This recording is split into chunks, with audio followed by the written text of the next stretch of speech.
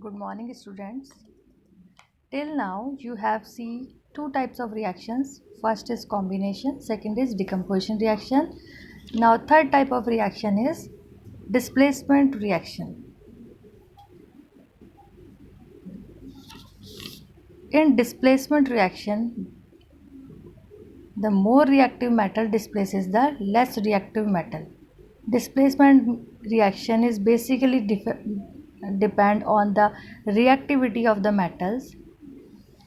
As you learned in class 9th, that gold is least reactive metal and sodium is the most reactive metal. So all the metals have their different reactivities. So let's understand it by doing an activity. We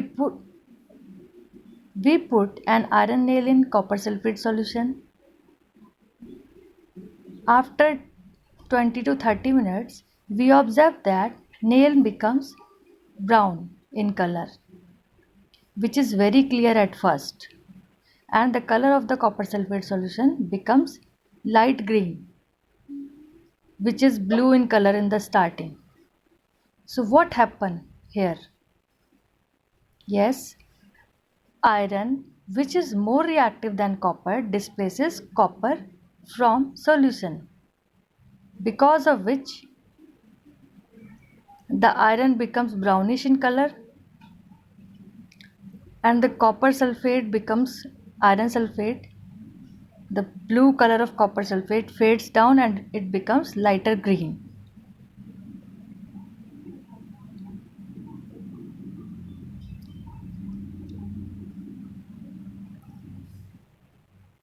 And copper deposited on the iron nail. So the reaction is iron react with copper sulfate gives iron sulfate and copper. So here iron more reactive displaces copper from copper sulfate and forms iron sulfate and leave copper aside. So this is an example of displacement reaction. Here we take some more examples like zinc plus copper sulfate gives zinc sulfate plus copper. Lead plus copper chloride gives lead chloride plus copper. These are the two examples of displacement reaction. So in all the three reactions we see that iron, zinc and lead are more reactive than copper, so they displace it from their solution. Iron displaces copper sulfate, displaces copper sulfate and lead also displaces copper chloride and forms iron sulfate, zinc sulfate and lead chloride respectively. So these are the examples of displacement reaction. Now we come to double displacement reaction.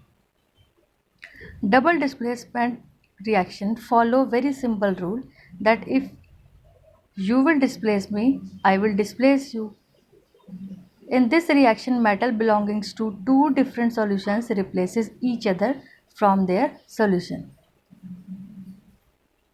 Or we can say that the reaction in which there is an exchange of ions between reactants are called double displacement reaction. The word indicate double means displacement from two salts.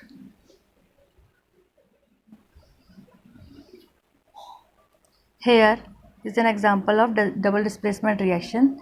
Sodium sulfate react with barium chloride gives barium sulfate and sodium chloride.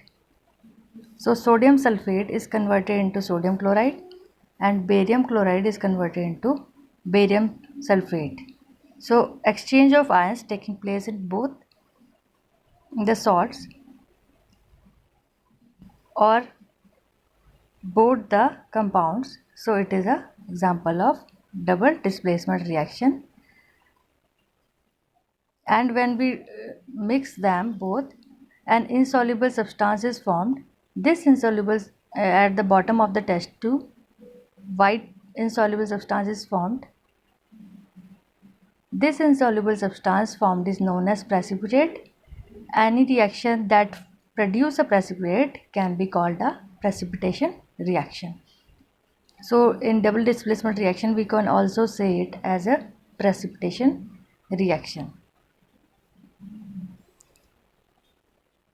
Now next, the very important reactions are the oxidation and redox reaction. Let's see how oxidation occurs with the help of an activity. The meaning oxidation means addition of oxygen and removal of hydrogen, and reduction is just opposite to oxidation, means addition of hydrogen and removal of oxygen is reduction. Now let us perform an activity. We take copper in a china dish, and when we burn the copper it turns into black color.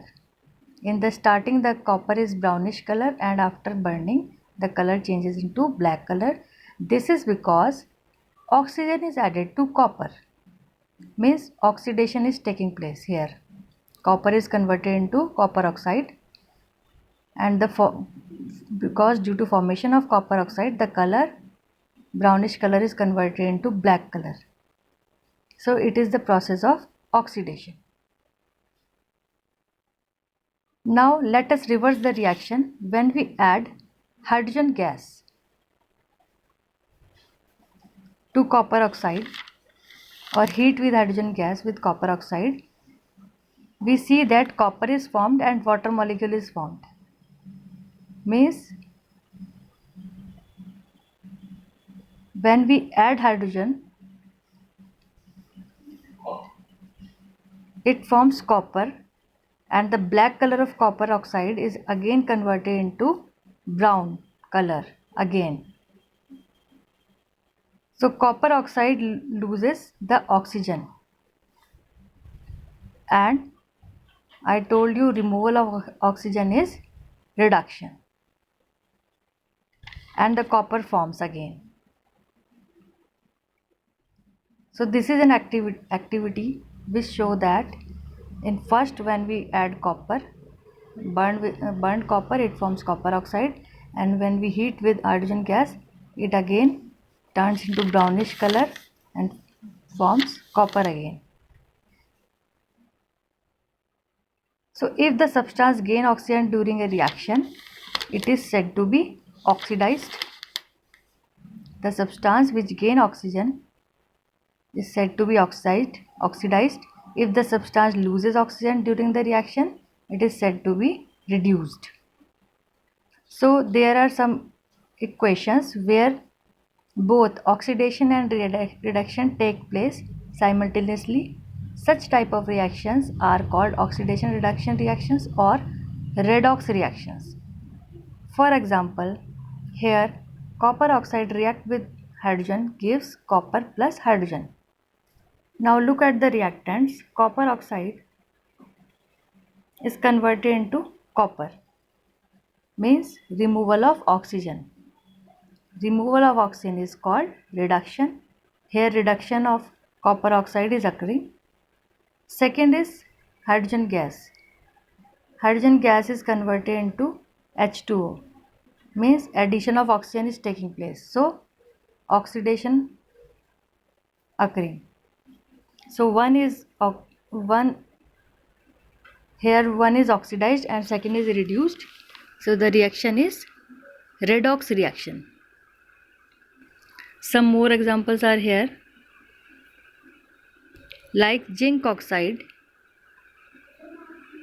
plus carbon gives zinc plus carbon monoxide. Here zinc oxide is changes into zinc. Removal of oxygen is taking place, so it is reduction. Carbon is converted into carbon monoxide. Addition of oxygen is oxidation. So these are the examples of redox reaction. Now we learn about or we see how oxidation and reduction affects in our daily life. The first one is corrosion. Corrosion is the affecting of metal surface by the presence of oxygen is called corrosion. When any metal come in contact with oxygen, a layer of its oxide is formed on top of the metal, that is called corrode, and it's totally damage the metal surface. For examples, we see the iron. After some time, a brown coating is formed on its top surface, and we say that rusting occurs. Similarly, we see that the silver, shining silver, will turn into black after some time. And third is a green coating is formed in copper after some time. These all occur with the reaction with oxygen. The metal shine will dull and they corrode. So prevention is must. Prevention is essential to protect metal surface, and it can be done simply by oiling, painting and greasing the outer surface. So we can protect the metal from the contact of oxygen and it will be safe.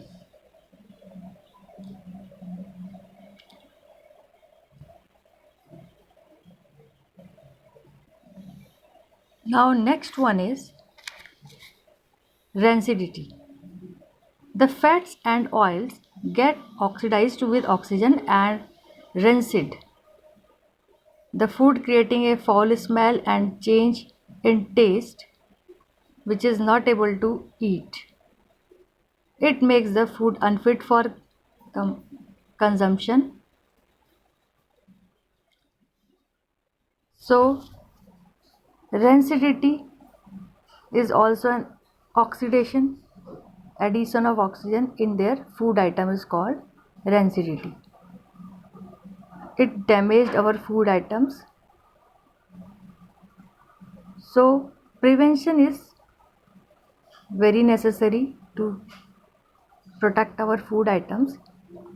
Rancidity can be prevented by keeping the food materials at low temperature. Like we all do, we keep our fruits, vegetables, milk in our fridge at low temperature. Second, it can be prevented by oiling like we do in pickles. And third, by keeping the food items in airtight containers so that we totally cut the contact of oxygen. Have you seen that?